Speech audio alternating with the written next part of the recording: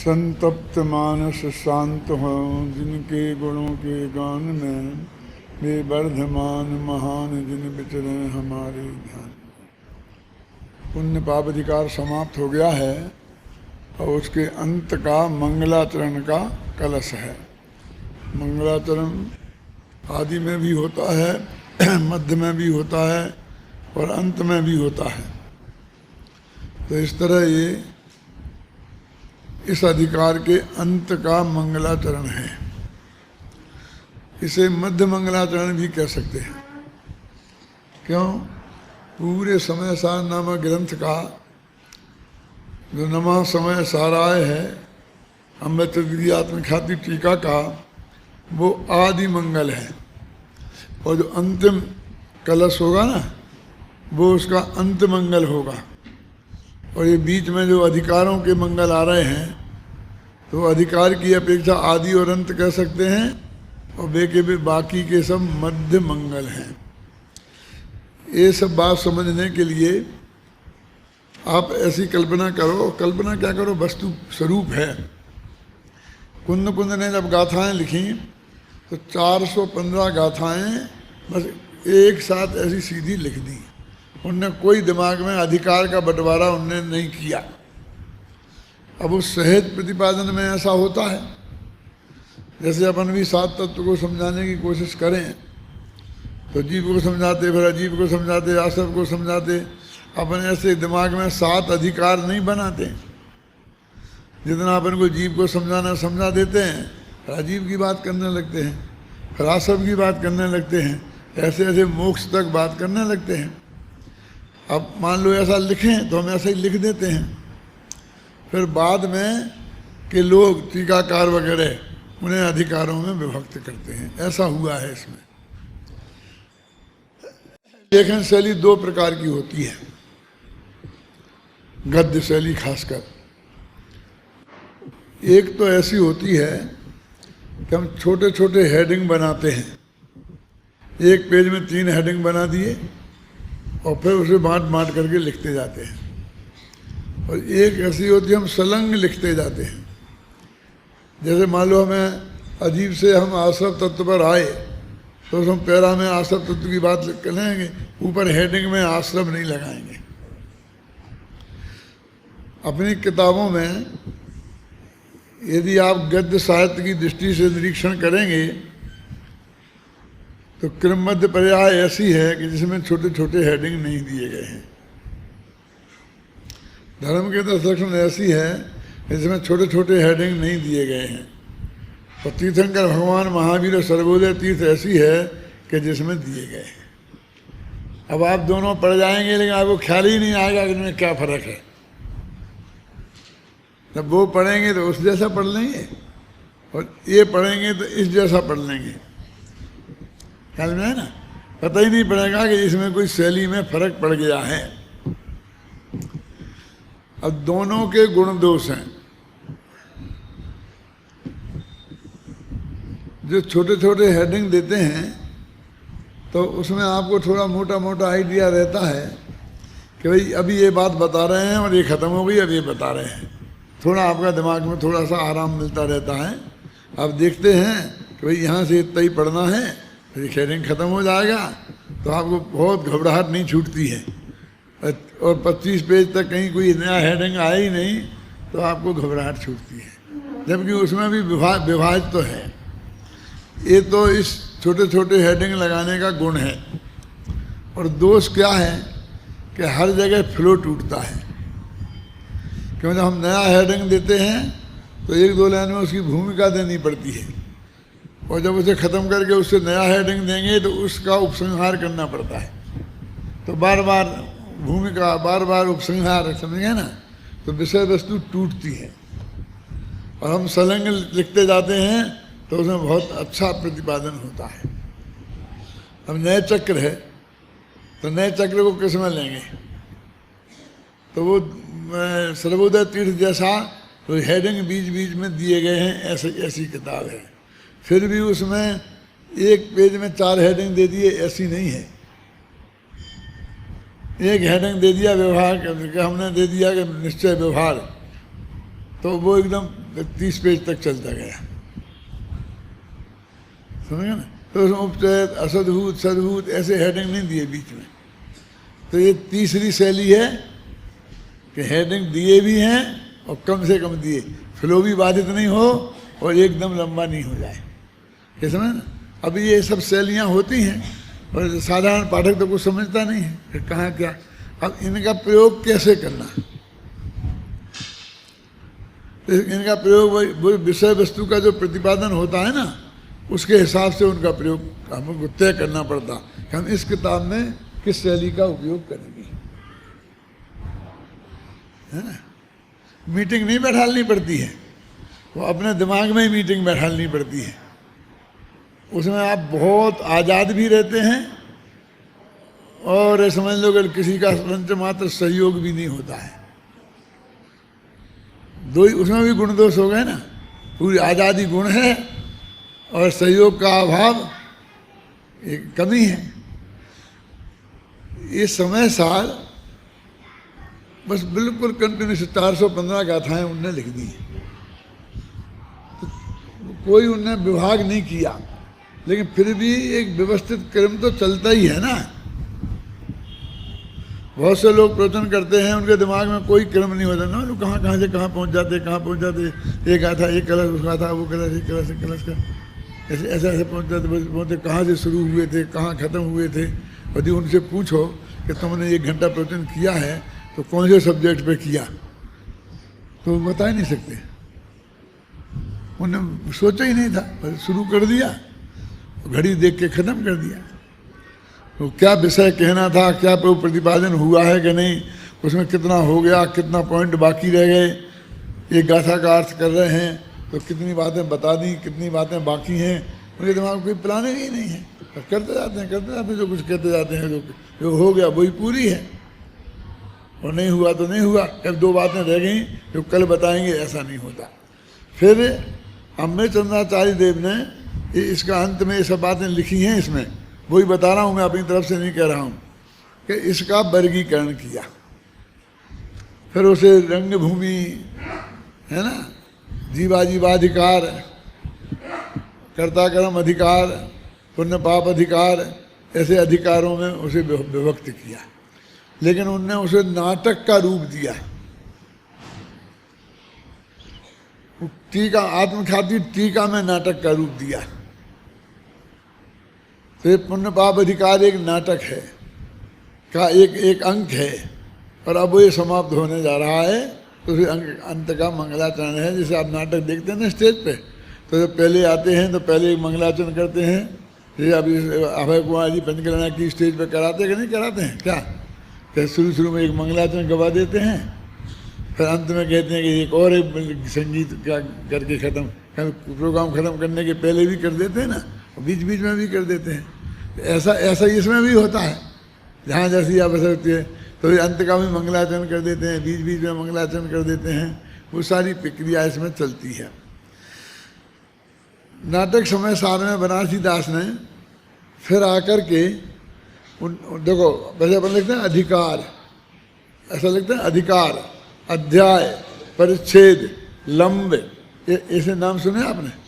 श्रावकाचार में, श्रावकाचार में लिखा परिच्छेद, छत्रचूड़ामणि में लिखा है लंब, मोक्ष मार्ग प्रकाशक में लिखा है अधिकार, हैं पंचाध्यायी में लिखा है अध्याय, हैं वे टुकड़े ही, लेकिन उनके ऐसे अलग अलग नाम उनमें दिए जाते हैं। तो अमृत चंद्र ने इसको अंक नाम दिया। अपन भले ही ऊपर लिख दे जीवाधिकार। ऐसा हम संपादकों की कमजोरी है, और कभी कभी ऐसा भी होता है कि हमारी समझ में भी आता है, लेकिन अब पहले से लिखा चला आ रहा है और वो इतना प्रचलित हो जाता है कि हम उसको बदलना पसंद नहीं करते, वही बात चलने देते हैं। इसमें अंक है, देखो अभी अपन ये सबसे अंत में देखो 262 पेज गए। इस प्रकार आचार्य कुंद कृत समयचार की आचार्य अमृतचंद्र कृत आत्मख्याति नामक संस्कृत टीका एवं डॉक्टर हुकुमचंद भालकर ज्ञान प्रबोधिनी हिंदी टीका में पुण्य पाप का प्ररूपक तीसरा अंक समाप्त हुआ।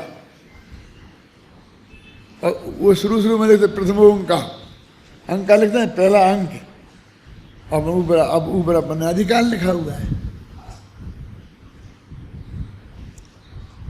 ये कमी है, लेकिन ये कमी कैसी है कि अभी इतना प्रसिद्ध हो गया है वो, क्या उससे कोई ज़्यादा सैद्धांतिक फर्क तो आएगा नहीं, तो अपन उस गाँव झंझट में पड़े, इसलिए वही चलने दो। तो इनने तो उसका नाम अंक रखा, समझे ना।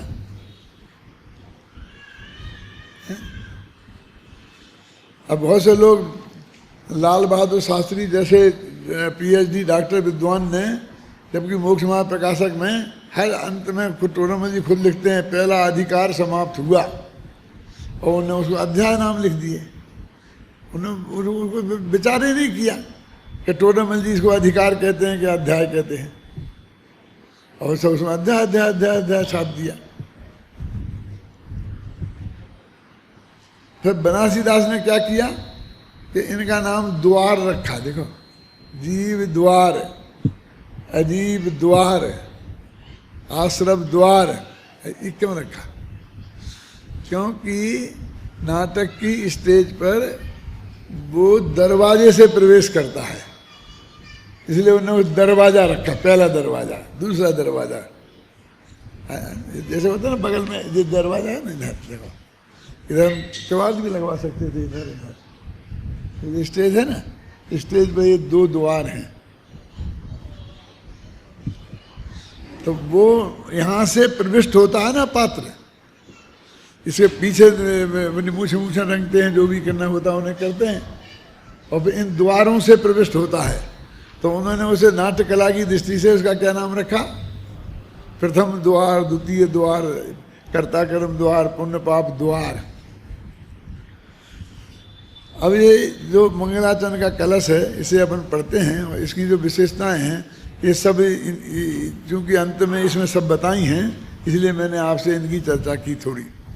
भेदोन्मादम ब्रह्मरस भसान्नाटयन् पीत मोहम मूलोन्मूलम सकलमपि तत् कर्म कृत्वा बलेन हेलोन्मीलत् परम कलया साधमारब्ध केली ज्ञान ज्योति कबलित तमाम प्रोज्वले भरेण।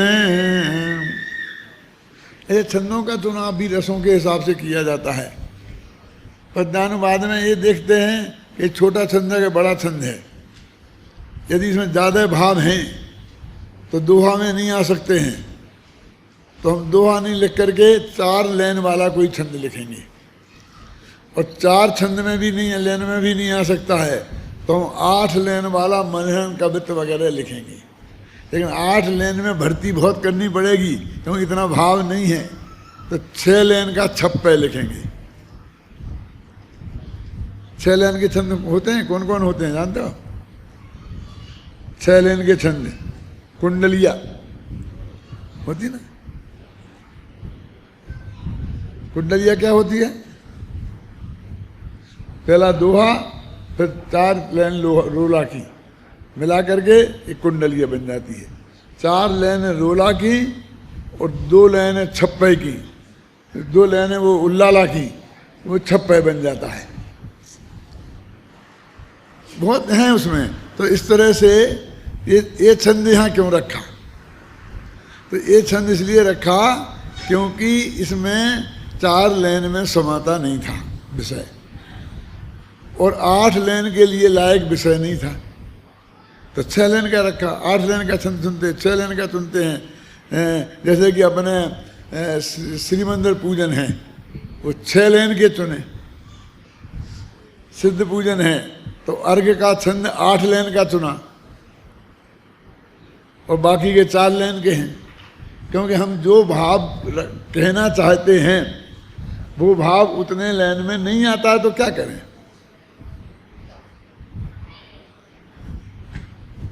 अब जो सोरठा है, दोहा है, पहले कई लोग मैंने चुने हैं, लेकिन वो मेरी दृष्टि से पूजन के लिए वो अच्छे नहीं हैं। अबे जी क्यों? क्योंकि कुछ जगह ही नहीं है, क्या कहोगे तुम? अब जिसको कुछ कहना ही नहीं है ये हिमाचल की धार, समुद्र शीतल से भव आताप निवार 10 लक्षण बंधों सदा। अब 2 लेन में भी 1 लेन तो अचरी में चली जाएगी है? अब उसमें क्या है, जल का चंदन का नाम ही आएगा मुश्किल से। तो हम भगवान की भक्ति करने बैठे हैं तो थोड़ी जगह तो मिलनी चाहिए है? कि जल का छंद है तो हमने नक्की किया कि हम जल के, ना तो हम जल की प्रशंसा करेंगे क्योंकि हम जल की पूजा नहीं कर रहे हैं, जल से पूजा कर रहे हैं। क्या तो हमने भगवान की पूजा करेंगे लेकिन जल के छंद में भगवान के उन सब विशेषणों को याद करेंगे जो जल से जुड़ जाते हैं। तो हमने ये कह दिया कि जल से शीतल हो, जल से ठंडक हो, जल से मल परहारी हो। बोलो एक छंद जल का, बोलो जरा, देखो अब ध्यान देना इस पे तो आपको मालूम पड़ेगा क्या। वो जल की बात है लेकिन भगवान के हैं। जल से शीतल हो, जल से निर्मल विकारी हो, नित्यामल तोने को जिनमल तुम ही तो मल परिहारी हो। तुम सम्यक ज्ञान जगोदरी हो, जल कर अमृत बरसाते हो। हरिजन मन मीन प्राणदायक, हरिजन मन जलज खिलाते। ये ज्ञान पयो निधि श्रीमंदर, यह ज्ञान प्रतीक समर्पित है। ओ शांत के निष्ठा मेरी, जल से चरणाम्बुज चर्चित है। इसको बेकार नहीं समझो, तुमको ये पूजा करने में आनंद आएगा। फिर अभी खड़े रहो जरा, मुझे ये पूरा याद नहीं है इसलिए अर्थ करना है मुझे। देखो तुम जल से निर्मल हो, पहला वाक्य शब्द क्या है, पुरुवर तुम जल से निर्मल हो। तो जल का जो है ना निर्मल होना, लेकिन स्वच्छ, वो तो मेल है ना। जल से शीतल, ठंडे हो, निर्मल हो और मल परिहारी हो। मल परिहारी हो माने क्या, ये जब कपड़ा धोते हैं तो पानी से धोते हैं तो कपड़ा साफ हो जाता है। तो मल का परिहार किया ना उसने, यहाँ गंदगी फैल जाए तो पानी से धो दो तो साफ हो जाती है। जल से शीतल हो, जल से निर्मल हो और जब मल परिहारी हो, मल को धोने वाले हो। पानी जैसे भगवान तुम। फिर और हाँ दूसरी पंक्ति बोलो। तुम सम्यक ज्ञान जल हो, तुम सम्यक ज्ञान के समुद्र हो। हाँ जलधर अमृत तो बरसा। तुम मेघ हो जो उसमें भी, क्योंकि अमृत वर्षा, अमृत रूपी जल की वर्षा करते हो और सब पानी से संबंधित बातें होंगी। जो पानी की क्वालिटी है वही सब उसमें होगी। और हाँ जन मन मीन प्राणदायक, भव्य जन मन मीन प्राणदायक। भव्य रूपी जो मछलियां हैं, भव्य जन, भव्य जीवों का मन, वो है मछली।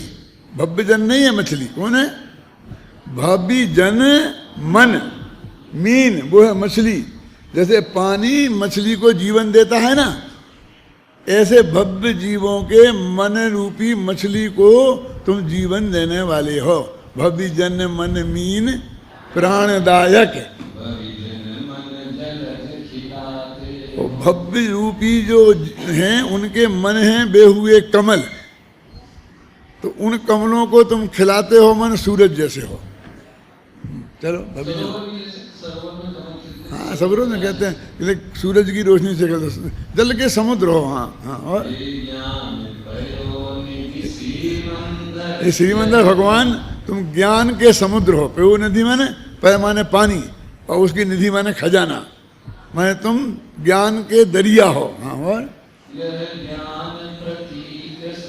जब तुम में ज्ञान की, तुम में जल की इतनी विशेषताएं हैं, तुम्हें एक ज्ञान का प्रतीक, ज्ञान भी निर्मल होता है ना और जल भी निर्मल, एक ज्ञान के प्रतीक के रूप में मैं तुम्हें जल चढ़ाता हूँ। और चाहते क्या हो बेटा, कि मेरी ज्ञेय निष्ठा शांत हो जाए। ज्ञेय निष्ठा माने पर पदार्थों को जानने की जो बहुत मेरे उत्कंठा होती है, ये देख लूँ, ये जान लूँ, ये जान लूँ, ये जान लूँ, ये पर को जानने की निष्ठा, परमे निष्ठा, ये निष्ठा ये मेरी समाप्त हो जाए। अब इसने देखा कि इसमें बस जल को आश्रय लेकर सारे भगवान के गुणों की प्रशंसा की है और जल के आधार से ही मांग भी प्रस्तुत की है। अब द्वारा पढ़ो ये छंद शांति से। रघुवर तुम जल से शीतल हो, जल से निर्मल अविकारी हो, नित्यामल धोने को दिनवर तुम ही हो, मल परिहारी हो। तुम सम्यक ज्ञान जलोदधि हो, जलधर अमृत बरसाते हो, हरिजन मन नीन प्राणदायक, हरिजन मन जल खिलाते हो। हे ज्ञान परोनिधि श्रीमन्नर्घ्य, ज्ञान प्रतीक समर्पित है, ओ शांत गेय निष्ठा मेरी, से चरणाम्बुज चर्चित है। तो आप देखो एक पद्धति है। अब इतनी चीजें कहीं 2 लाइन कम कर देते तो उतनी चीजें छूट जाती हैं। अब आपको तो ये पूजन अच्छी नहीं है, हमको तो फटाफट डुब लेने वाली में 5 मिनट में निपट जाती है। अरे इसको तुम बस पढ़ो। सचमुच जब मैं खुद ही सुनता हूँ ना तो मुझे कितना अंदर से उल्लास आनंद आता है। आप उसका ऐसे अर्थ समझोगे तो आपको भी आनंद आएगा। ये सुबह 5 बजे शुरू कर देते हैं ना, चलाते हैं, तो मुझे बहुत आनंद आता, सुनता रहता हूँ। कुछ भी कोई भी चीज़ हर एक के में है, हर पूजन में है, अपनी में नहीं। उसका भाव तो है ना कुछ, और उसके पीछे कुछ चिंतन है, कुछ सोचा है कि भी क्या करना। अगले नाम पूजन के लिए पूजन थोड़ी करना है। हमारे गुरुजी थे ना मक्खनलाल जी, वो 1 घंटे में 100 पूजने कर लेते थे। मालूम क्या करते थे? एक आधे बताई कि नहीं बताई, मालूम है आपको? नहीं, बस पूजा रख देते, सामग्री रख लेते थे और रोजना। और देवशास्त्र गुरु भी जन्म जरा मृत्यु विनाशना जलम, संसार विनाशना चंद्रम, अक्षर अक्षतम, पुष्पम, अष्टक बोलते ही नहीं थे। और ओंगरी में भी वो देवशास्त्र गुरु भी एक ही दफे, बार बार क्या को रिपीट करना। जलम चंद्रम अक्षतम, देवशास्त्र गुरु की पूजन हो गई, फिर फटाफट 10 लक्षण हो गई, ये हो गई, हो गई। और वो ऐसा शांति से चढ़ाते ही नहीं थे। तो हम मजाक उड़ाते थे आपस में बैठ करके, ये पूजा देखो कितने हो जाती हैं, एक साथ इतनी बढ़िया हो जाती है। हम उन्होंने कहा कि साहब गुरु जी कि ओंगरी क्या है, फिर चढ़ाएं, जल से पूजा हो गई ना, तो छंद बोलने की जरूरत क्या है। हम ये कहते थे इतनी ज़्यादा पूजा करने की जरूरत क्या है। एक देवशास्त्र गुरु में सब आ जाते हैं, जितने भी पूज्य हैं इस जगत में, कोई बाकी नहीं बचता। ये देवशास्त्र गुरु के बाहर कोई पूज्य है ही नहीं, उसकी पूजा करना मिथ्यात्व है। अब गिरीथ है क्या गिरीथ है, ये देवलाली वाले ने की करेंगे।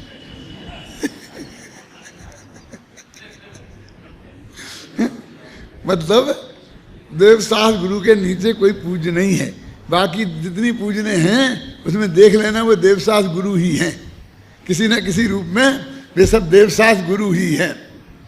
हाँ, अभी अब तो अपना ये कलश नहीं रह जाएगा, नहीं फिर अपना अधिकार पूरा रह जाएगा। क्या है पढ़ रहे थे ना अपन, क्या है देखो, जग शुभ अशुभ के भेद माने,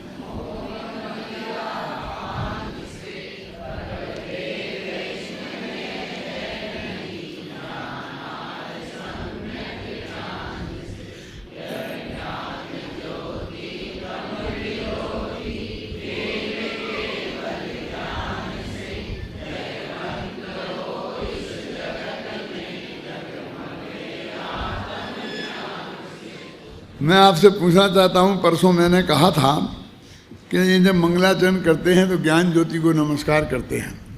अब वो कहीं तो होती है त्रिकाली ध्रुव भगवान आत्मा के अर्थ में, और कहीं होती है केवल ज्ञान के अर्थ में, और कहीं होती है सम्यक ज्ञान के अर्थ में। अब मैं आप लोगों से पूछना चाहता हूँ कि इस छंद में ये किसके अर्थ में है। मैं जानता हूँ कि आप भूल करेंगे, और भूल क्यों करेंगे और कहाँ करेंगे वो मैं जानता हूँ।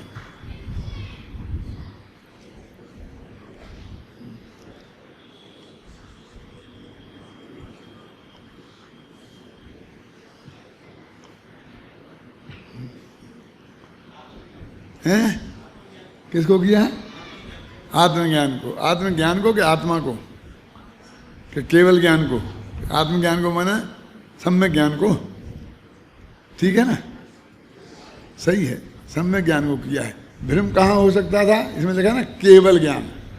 तो केवल ज्ञान शब्द का प्रयोग है, इससे आपको भ्रम हो सकता था कि केवल ज्ञान को नमस्कार होगा, लेकिन ये तो खेल है केवल ज्ञान से। वो केवल ज्ञान से खेलती है, तो केवल ज्ञान की बात अर्थ में नहीं है। वो ज्ञान ज्योति केवल ज्ञान से खेलती है। अब कहते बच्चा किन से खेलता है? एक काल में से निकाला है, कौन से शब्द का अर्थ है ये? हेलोन्मीलत परम कलया दादा, यानी आप नहीं निकाल सकते आसानी से। हमने अनुवाद किया है तो केवल ज्ञान से खेले काय का अर्थ किया है अध्यात्म। अब समझ में आया कि नहीं? बोल। हेलोन्मीलत परम कलया, एक हेलोन्मीलत माने उछलती है, कूदती है, खेलती है। कहा से? परम कला से। परम कला क्या? उत्कृष्ट कला कौन है? केवल ज्ञान। तो वो ज्ञान ज्योति जो केवल ज्ञान से खेलती है। देखो इस सारी दुनिया मोह रूपी मदिरा का पान करके क्या गलती करती है? अब आया ना छेड़ला में, मोह अनादि पिया ना, मोह मत पियो अनादि। तो क्या गलती करती है? अनादि से मिथ्या की मामला करके क्या गलती की? तो अपन कहते हैं देह को अपना माना, स्त्री पुत्रादि को अपना माना, उनसे राग द्वेष किया, यही मानते हैं ना। लेकिन यहाँ वो बात नहीं है। बोलो तुम देखो, है कोई किताब पास में? जरूरत है कि नहीं? बोलो क्या है उसमें? क्या लिखा कि शुभ अशुभ में भेद मानने वाली गलती की। ये गलती शराबियों की गलती है। शराब पीकर जो लोग माता और पत्नी में भेद नहीं जानते हैं, ऐसे ही जे लोग शुभ और अशुभ में भेद नहीं जानते हैं, नहीं भेद मानते हैं।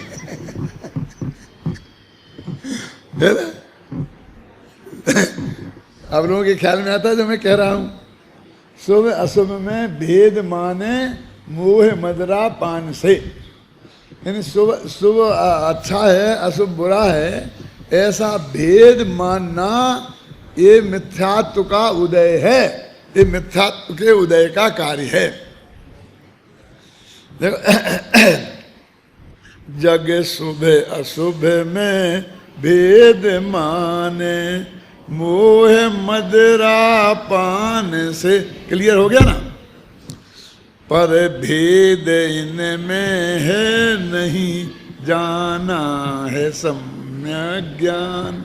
अब उस सम्यक ज्ञान को मैं नमस्कार करता हूँ कि जिस सम्यक ज्ञान से वो मोह मदिरा का पान से जो भेद जाना था, जिससे वो भेद मिट गया। क्या? पर भेद इनमें है नहीं जाना है सम्यक ज्ञान से। यह ज्ञान ज्योति, अब देखो ये सम्यक ज्ञान रूपी ज्ञान ज्योति क्लियर हो गया कि नहीं बात? अब यह ज्ञान ज्योति तम विरोधी, अज्ञान की विरोधी है और खेल है केवल ज्ञान से। माने ज्ञान ज्योति उदय हुई है तो ये खेल खेल में केवल ज्ञान को तक पहुंच जाएगी। वो अरे हेलोन्मीलत, माने सहज भाव से अपन कहते हैं खेल। एक काम तो हम खेल खेल में कहते हैं, एक काम तो हमारा हंसी खेल है। तो सम्यक ज्ञान ज्योति को केवल ज्ञान तक पहुंचना तो एक हंसी खेल का काम है, माने कोई बहुत श्रम का काम नहीं है।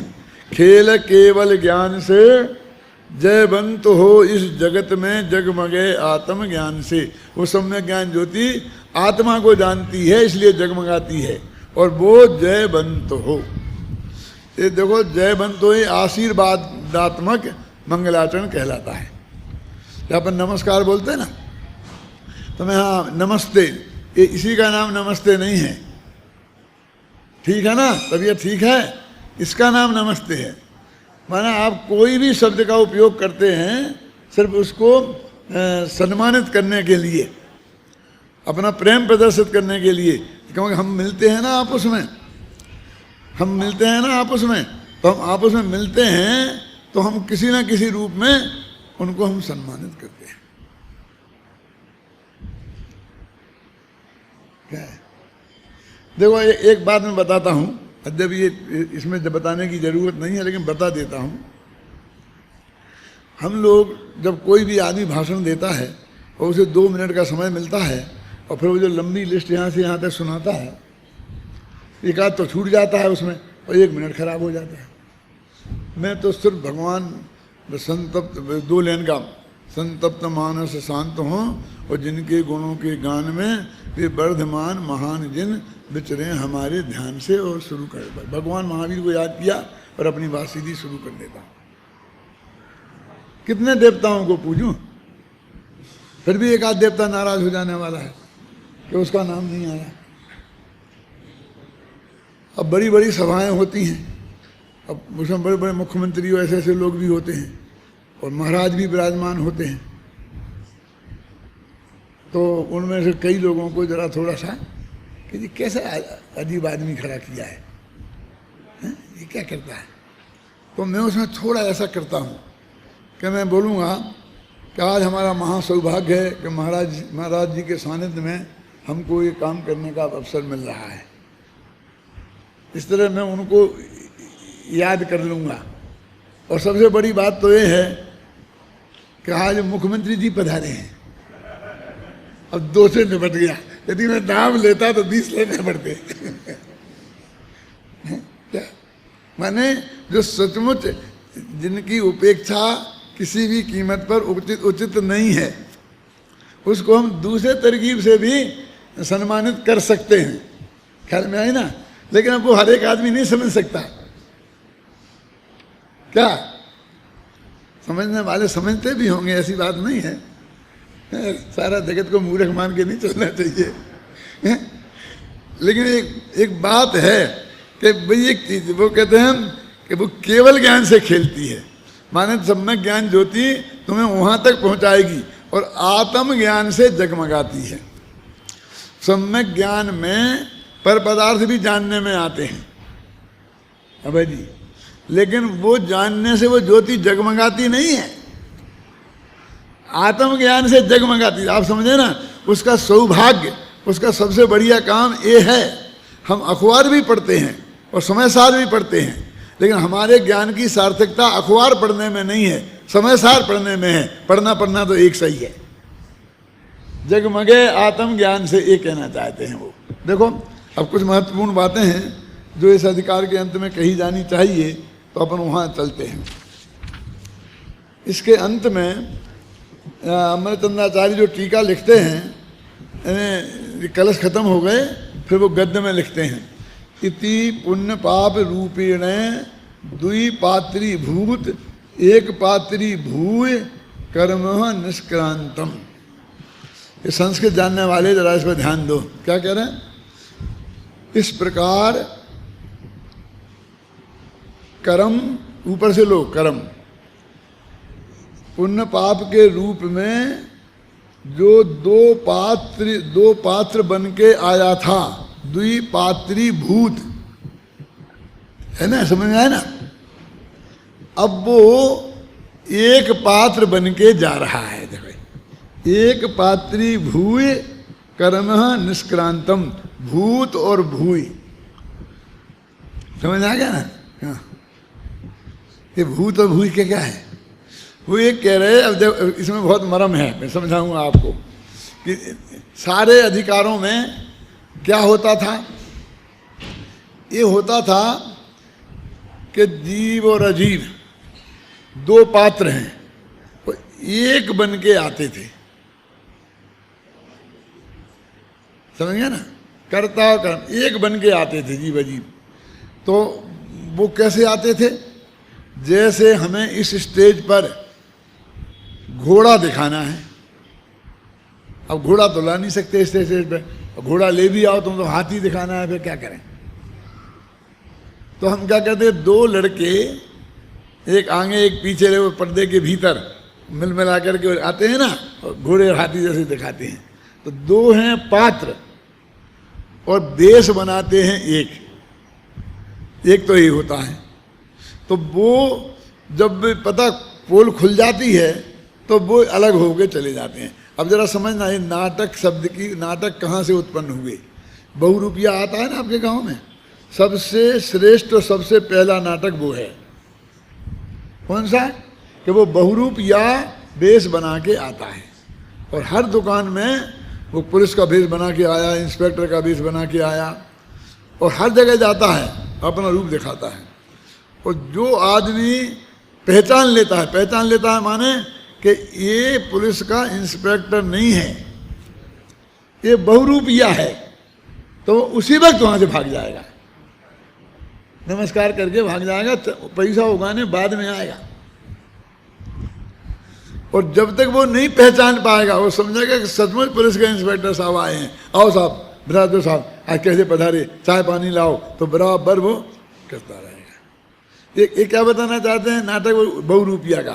तो वो कहते हैं जब तक नाटक, तो तब तक ही नाटक सही है कि जब तक लोग उसे पहचान ना पाए। यदि पहचान लिया तो काय का नाटक? ये नाटक स्टेज पे नाटक थोड़ी है, ये तो पहले ही से जानते हैं कि श्रीपाल का पाठ फलाना कर रहा है। क्या होता है? वो नाटक वही नाटक है कि जो पहचान नहीं पाए। मेरी आप कुछ भी कहो कहानी में, जो त्रिया चरित्र नाम की कहानी है, उसमें मिलेगा वो असली नाटक, उसमें लिखा भी है कितना बढ़िया नाटक है। हम तो जान ही नहीं पाए कि तुम जान लेते कि नाटक है, तो वह नाटक क्या? यानी नाटक की पोल खुल गई तो नाटक खत्म। तो इसलिए कहते हैं कि वो जो ये दो एक भेष बना, जीव और अजीव एक ही है, ऐसा बना करके आए थे। और पूरा वर्णन करते करते जब ये स्पष्ट हो गया कि नहीं, देह जुदा आत्म जुदा यही तत्व को सार, ये दोनों अलग अलग हैं, तो अधिकार समाप्त हो गया। और वो एक बन के आए थे, वे दो बन के निकल गए। समझ गया ना? जीवा जीवाधिकार का मतलब समझ गए? अभी पुण्य पाप अधिकार में क्या हुआ है, इसमें उल्टा हुआ है। उल्टा क्या हुआ कि कर्म नामक पात्र है एक, और दो भेष बना के आया है। क्या? एक पुण्य और एक पाप, एक भला और एक बुरा है एक। अब जाता है स्टेज से, इधर से निकल के आता है तो पाप की बात बोलता है, इधर से निकल के आता है तो पुण्य की बात बोलता है। वो एक पात्री नाटक होता है ना, मोनो एक्टिंग, उसमें वही आदमी पति पत्नी दोनों का पाठ करता है, और वो ऐसी आवाज में बोलता है जैसे बिल्कुल पत्नी बोल रही हो, पति बोल रहा हो। स्टेज पे करता है ना, आज आकाशवाणी पे ज्यादा आते हैं ऐसे नाटक। तो ये मोनो एक्टिंग वाला अधिकार है कि यहां थे कर्म था एक, और भेष बनाए थे उसने दो, और पुण्य और पाप। तो एक भला बन गया था, एक पाप बुरा बन गया था। और अब वो पहचान लिया गया कि दोनों एक कर्म ही हैं, ये दो अलग अलग नहीं हैं। तो वो अपना भेष देखते भाग गया स्टेज से, वो निकल गया, भाग गया। देखा ना ये करके? देखो अभी क्या, दोनों ने एक भेष थे। अब मैं उसको उदाहरण देता हूँ, मैंने दिया है अपनी एक किताब में कि दो गुंडे आए और भरे चौराहे पर एक लड़की से छेड़खानी करने लगे। क्या? और उनसे पकड़ के अपनी गाड़ी में बैठाने लग गए। तो वो चिल्लाई पुलिस पुलिस पुलिस, और सब आदमी जुड़ गए। इतने में पीछे से दो गुंडे आए और उनने पहले के दो गुंडों की बहुत अच्छी पिटाई की। वे उनके साथी थे, और उस लड़की को उनसे छुड़ा लिया, बचा लिया। और बचा लिया, और जनता भी देख रही खूब, पुलिस भी खड़ी है, जनता भी खड़ी है। फिर वो बोले, बहन कहाँ जाना है? कि बापू नगर, टोडरमल स्मारक भवन। चलो तुम हमारी गाड़ी में बैठ जाओ, हम तुम्हें वहाँ छोड़ देंगे। नहीं तो अभी तो हमने बचा लिया, ये फिर गुंडे तुम्हें परेशान करेंगे। क्या करें? क्या ठीक है, चलती हो, लेकिन एक बात ध्यान रखना, आजकल जमाना अच्छा नहीं है। लोग हमको ही गुंडे समझ के और ये समझेंगे उड़ा के ले जा रहे। यदि कोई आए, पुलिस पूछे, कोई पूछे, तो ये कह देना कि ये हमारे भाई हैं। समझना? अच्छा समझ में आया कि नहीं? तो हम बैठा लेंगे। नहीं तो अरे आपने हमारी रक्षा की तो भाई तो हो ही, भाई हो। बैठ गए आराम से और ले जाकर जिस अड्डे पर वो लोग थे ना 2 गुंडे पहले के, वहीं पहुंच गए और चारों गुंडे मिल गए वो लड़की को। तो वो जो पहले के 2 गुंडे थे वो तो हैं पाप, जो मार पीट के पकड़ते हैं आपको, प्रतिकूलता बना करके आपको फंसाते हैं, समझे ना। और वे जो बाद के 2 गुंडे आए वे हैं पुण्य, जो आपको अनुकूलता प्रदान करके फंसाते हैं। लेकिन हैं दोनों गुंडे, दोनों पकड़ करके वहीं एक अड्डे पर ले जाने वाले हैं। लेकिन उनसे बचना आसान है, चिल्लाओगे पुलिस आ जाएगी, जनता बचा लेगी। लेकिन इन गुंडों से तो तुम ही उन्हें बचाओगे, कहेगा नहीं ये मेरे भाई हैं, ले जाने दो, फिर तुम्हें कोई नहीं बचा सकता है? तो वे 4 जो गुंडे थे वो वास्तव में एक थे, माने एक ग्रुप के थे, एक गैंग के थे। गैंग कहना अच्छा लगेगा, क्यों है? लेकिन वो दो तरह से बन के आए थे। तो ये पुण्य और पाप ऐसे ही 2 तरह से बन के आया था। एक धमकाता था, बेटा तुमने ऐसा नहीं माने, हमारी बात नहीं मानी तो हम नरक में ले जाएंगे और इतनी पिटाई करेंगे तुम्हें सब याद हो जाएगा। समझ में आई ना। और 2 कहते कि नहीं तुम हमारी सुनो, हम तुमको स्वर्ग में ले जाएंगे, वैसे बढ़िया बाग बगीचे दिखाएंगे कि तुमने कभी ज़िंदगी में देखे नहीं होंगे। लेकिन ये दोनों हमें संसार में रोकने के लिए अपने अपने हथकंडे अपनाते हैं। ज़्यादा खतरनाक कौन है? वे पाप का उदय कि पुण्य का उदय? ये सारी दुनिया जिससे बचना चाहती है, सारी दुनिया जिसे बुरा कहती है, जिससे धोखे होने की संभावना बहुत कम है, कि जिनसे निरंतर धोखा होता है। तो ये जो कर्म नाम का गुंडा था वो पुण्य और पाप नाम के 2 अलग अलग बन के आया था। एक मारता था और दूसरा बचाने का अभिनय करता था। और इस तरह दोनों अपने कब्जे में तुझे करते थे। ख्याल में है ना? एक मारता था और एक बचाता था, दोनों अपने कब्जे में करते थे। ख्याल में है ना? अब आज वो पोल खुल गई कि दोनों कर्म हैं, तो दोनों भाग गए। ये अधिकार का अंत है। मैंने एक रचना लिखी थी, अब वो तो खोई गई कहीं, लेकिन उसकी थीम मैं आपको बताता हूँ। अब ध्यान में से उड़ रही है, फिर आएगी तो बताता हूँ। मतलब इसी टाइप की थी वो। अब देखो फिर आई याद कि सीता जी को जब वैराग हुआ और जब दीक्षा लेके जाने लगी अग्नि परीक्षा के बाद, समझ लो पश्चाताप का अगला खंड लिखा था, अब खो आ गया कहीं। तो वो जाने लगी तो रामचंद्र जी ये समझाते हैं कोई कि भाई अब मत जाओ, घर में ही रहो। तो वो जो कहती है वो बात जरा तर्क सुनना, पश्चाताप में नहीं है वो तर्क। वो कहती है कि सारी दुनिया में चारों तरफ गंदे से गंदे लोग भरे हैं, उससे बचने के लिए नारी ने एक व्यक्ति को चुना। तो ये सारे खोटी निगाह वालों से वो बच जाएंगे। आता ना, जो कुंवारी होती है, विधवा होती है, जो बेचारी उसे 50 की खोटी निगाहें होती हैं, और हर आदमी उस पर गलत प्रयोग करने की कोशिश करता है, लेकिन जो विवाहता होती है उसके साथ नहीं करता है। अमेरिका में टोरंटो में, कनाडा में एक बहन है भद्रा बहन, वो विधवा हो गई। पहले हम जब घर में थी पति सहित तब भी हम उसके घर में कई दफ़े गए थे, जब विधवा हो गई तब भी हम उनके घर में गए। बहुत मर्म की बात सुनने की है। तो वो बिल्कुल वैसे ही जैसे वो पहले रहती थी ना, वैसे ही कपड़ों में, वैसे ही श्रृंगार, वैसे ही सब अप टू डेट।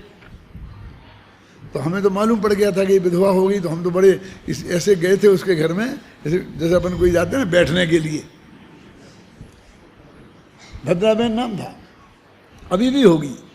तो वो उसका वो रूप देख करके और हम जो अटपट सकते में आ गए। तो हमारा बहुत सब खुला खाता था।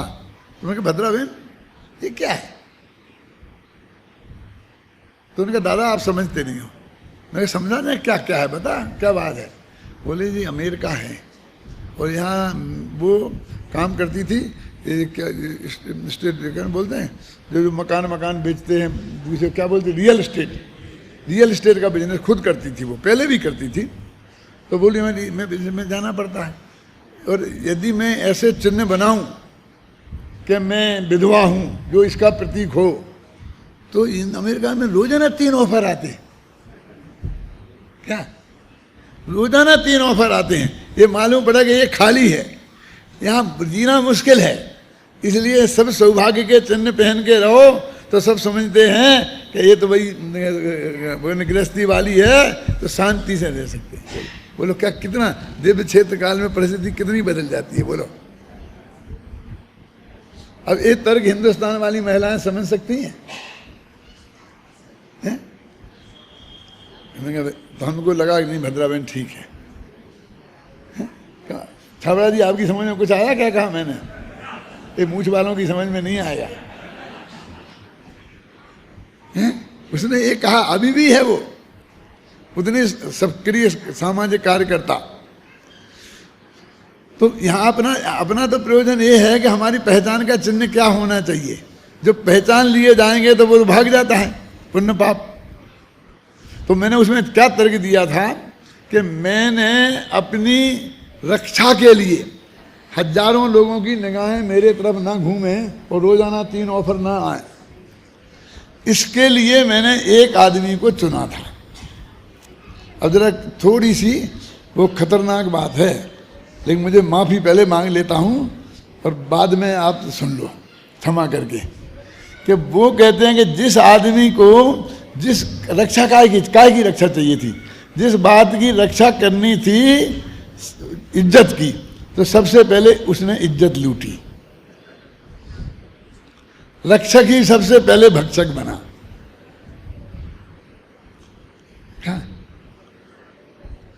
और उसके बाद भी वो बचा कहां सका।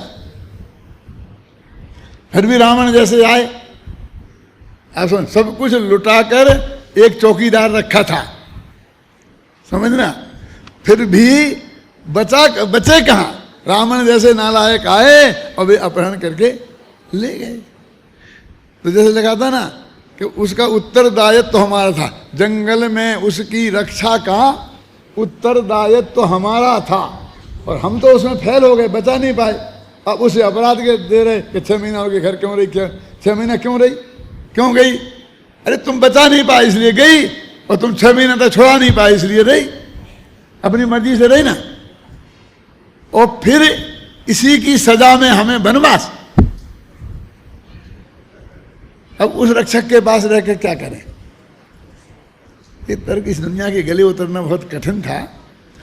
हो सकता है कि इसमें नहीं जुड़ सकते थे, लेकिन मैं कौन को समझाएंगे, कैसे समझाएंगे, पिटाई और होगी कहीं इसलिए उसमें से मैंने वो अंश निकाल दिया है? लेकिन आप लोगों में कितने तक पहुंचा मैं नहीं जानता हूं। जिसकी समझ में नहीं आया हो वो अपने पड़ोसी से पूछे, और आप आपस में समझ ले फिर भी कहीं कोई कसर रह जाए तो मेरे से पूछना। मतलब देखिए ये क्या है, हमने पुण्य को पाप से बचने के लिए एक चौकीदार के रूप में चुना था। लिखा है ना पंचाशनिकाय में, अशुभ भाव से बचने के लिए, सुनो, और खोटी जगह उपयोग ना जाए, वहां से बचने के लिए, स्थान में राग के निषेध के लिए हम कभी कभी ज्ञानियों के भी पुण्य होता है, इसलिए चुना था ना। लेकिन इस पुण्य ने ऐसी भोग सामग्री लाके खड़ी करी कि हमें पाप भाव पैदा हो गया और उसी में फंस गए। समझ में है क्यों? हमने इस पुण्य को इसलिए अपनाया था कि हम पाप से बचने के लिए, लेकिन ये पाप से बचा कहां पाया? वो सामग्री इसने इकट्ठी करी कि जिसके सेवन से पाप होता है। ये सारे तर्क मैंने दिए थे उसमें। कब? 18 वर्ष की उम्र में, जब मेरी शादी नहीं हुई थी तब लिखा था वो सब। ये भी उसी वक्त का चिंतन है जो उसके बाद आज मेरे मुंह से निकला है। आज तक किसी को नहीं बताया मैंने, कभी नहीं कहा, लेकिन अभी मुझे ख्याल में आ गया कि भाई ये बात आज बतानी चाहिए, तो बता दिया। गंभीरता है सोचना। अब देखो खत्म हो गया ना, अभी भाई 1-2 मिनट हैं, तो पुण्य पाप है क्या ना, एक पात्र हो के आए थे, पुण्य पाप रूप दो पात्रों को रूप में नाचने वाला यह कर्म अब एक पात्र रूप होकर रंगभूमि से बाहर निकल गया। यह तो पहले ही स्पष्ट किया जा चुका है। इस ग्रंथराज को यहाँ नाटक के रूप में प्रस्तुत किया गया है, वो सारी बात मैं आपको बता चुका हूँ। इस तरह ये पुण्य पाप अधिकार खत्म होता है। अब अगले शिविर में जो 31 जुलाई से 9 अगस्त तक इसी जयपुर में गारंटी से लगेगा और उसमें ये आश्रय अधिकार चलेगा। मैं तो जा रहा हूँ विदेश और शिविर के पहले ही आऊँगा। बीच में कहीं ऐसे भ्रम फैलें कि जयपुर में शिविर नहीं लग रहा है तो आप बिल्कुल नहीं मानना। मैं आपको कह रहा हूँ जयपुर में शिविर लगेगा लगेगा और लगेगा। ख्याल में आई ना। और आप सब लोग उस आश्रय अधिकार समझने के लिए उस शिविर में अवश्य पधारें।